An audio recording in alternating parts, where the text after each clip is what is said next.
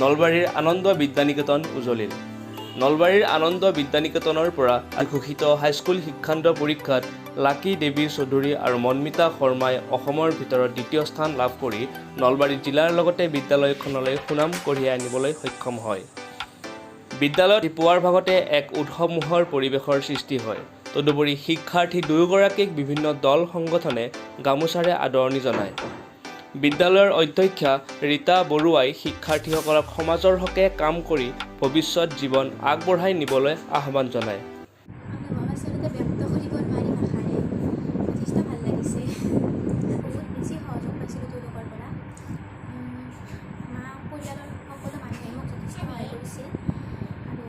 স্কুলৰ আচাৰ্য-আচাৰ্যসকলৰ পৰা তেওঁলোকৰ অবিহনে এইখিনি সম্ভৱ নহ'লহেঁতেন।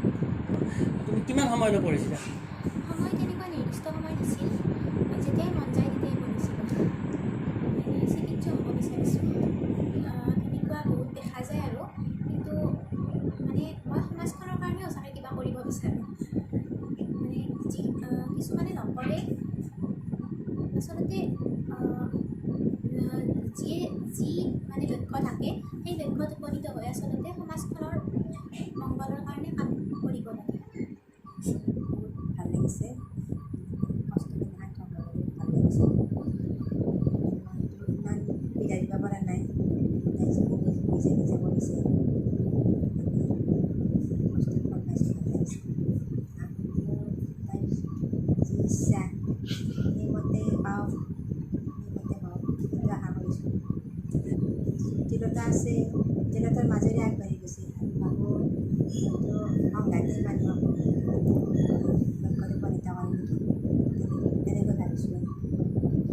ভাল লাগি আছে, ইমান ভাল লগা নাছিল লাইফটো, বহুত ভাল লাগি আছে আজি। তোমাক বিদ্যালয়খনৰ পৰা কেনেকুৱা সহযোগ হৈছিল শিক্ষক-শিক্ষয়িত্ৰী হিচাপে? আচাৰ্য-আচাৰ্যসকলে সহায় কাৰণে সদায় থাকেই। তাৰমানে কিবা প্ৰব্লেম পালে যিকোনো এটা গণিততে ধৰক এডভান্সতে প্ৰব্লেম পালে লগা আচাৰ্যক সুধি কিনে প্ৰব্লেমটো চল্ভ কৰি দিব পাৰি। প্ৰত্যেকটো পদক্ষেপত তেওঁলোক আছিলে।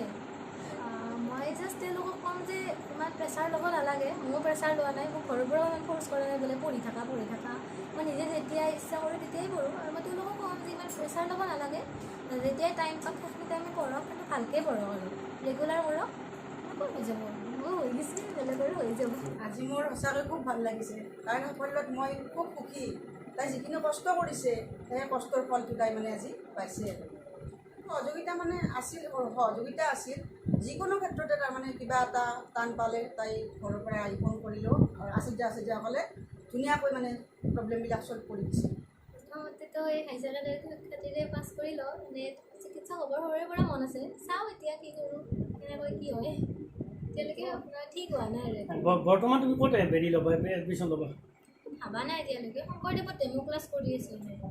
শংকৰদেৱ একাডেমি, তাতে আমাৰ নলবাৰীৰে বিজ্ঞান শাখাত ল'বানে? বিজ্ঞান শাখা। খুবেই ভাল লাগছে, কাৰণ এই পৰীক্ষা দি অহাৰ পিছতে মই কৈছোঁ 10জনৰ ভিতৰত তই এজন থাকবি যা, এনেকৈ মই তাইক কৈছিলোঁ। আৰু বৰ মৰম কৰে, কাৰণ মোৰ নেইবাৰ যিহেতু নিজৰ ছোৱালী নিচিনা। খুবেই ভাল লাগিছে আজি। পদুম ফুল চবতে পদুম ফুল থাকিলেও গম নাপায়, কিন্তু যেতিয়া তাৰমানে পদুম ফুল এনেকৈ আমি এতিয়া গম পাই গৈছোঁ যে এইটো আমাৰ ঠাই এটুকুৰাত এপাহ পদুম ফুল আছিলে, আমি গম পোৱা নাছিলোঁ। আজি তাইৰ যে প্ৰতিভাটোৰ কাৰণে আমি তাইৰ ফুলটো আজি গম পালোঁ যে আমুক আগত ছোৱালী আমি আহিছোঁ তেওঁৰ ওচৰলৈ খবৰ খাতি ল'বলৈ, তেওঁ আশীৰ্বাদ দিছোঁ আৰু শুভেচ্ছা দিছোঁ। কি ক'ব পাৰিব আপুনি? ভাল লাগিছে আৰু আমাৰ গাঁৱৰে এটা গৌৰৱ আৰু মোৰ পৰাই তাই বৰ হেঁপাহ কৰি বুজিছিল। তাই সৰুৰ পৰাই এটা হেঁপাহ পুহি ৰাখিছিল। তাই পঢ়ি শুনি এজন ভাল ডক্তৰ হ'ব বা নাৰ্ছ হ'ব, তাই মনতে হেঁপাহ আছিল। তাই যে এনেকৈ আগবাঢ়ি যাব আৰু সফলতা ভবা নাছিল। আজি ৰাতিপুৱা যেতিয়া তাই ৰিজাল্ট শুনিলোঁ, শুনি মই আনন্দ নিকেতনলৈ গৈছিলোঁ।